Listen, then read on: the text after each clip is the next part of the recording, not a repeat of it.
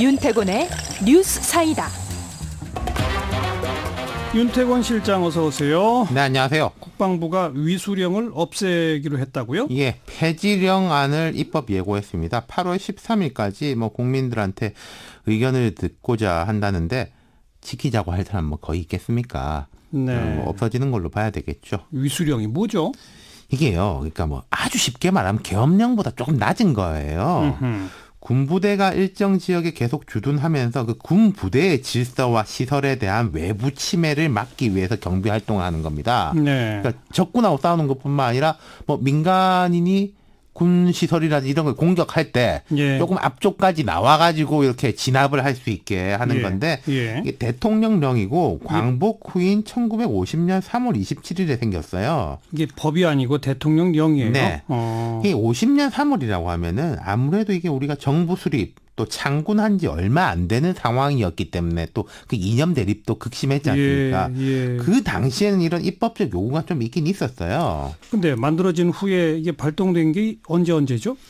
첫 번째 발동이 1965년 8월입니다. 아까 제가 50년 3월인데 곧바로 6.25가 발발했지 않습니까? 그렇죠. 그러니까 위수령을 하고 말고가 없는 거죠. 전쟁이니까. 예. 전쟁이 다 끝나고 한참 지나서 65년 8월 3공화국 되겠죠.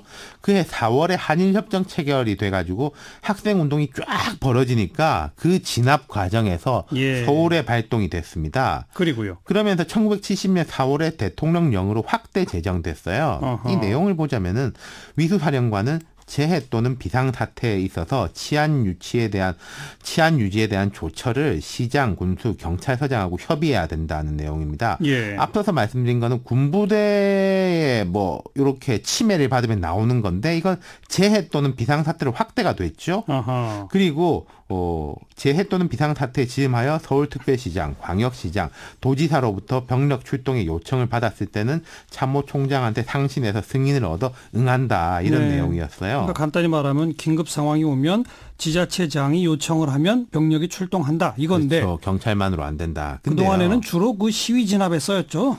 그럼요. 그 비상사태라는 게 이제 시위 진압. 아까 말씀드린 65년이 있었고 71년 제7대 대통령 선거 부정 규탄 시위, 그리고 79년 부마 항쟁 시위 진압 등 지금까지 3차례 발동됐는데 이게 내용을 보면요.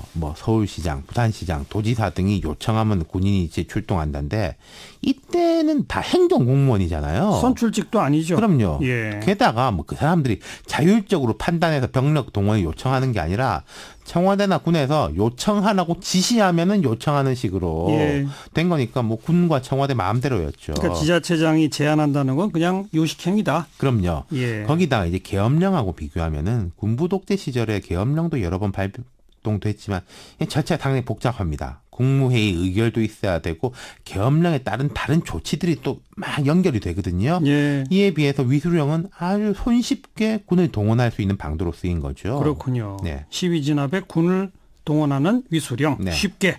그렇죠. 계엄령은 아직 있죠? 예, 국가 안보 상황이 발생하면 계엄령이 발동되는 거고 이건 사실 다른 나라들도 웬만해서는 다 있어요. 비상사태를 대비해 가지고.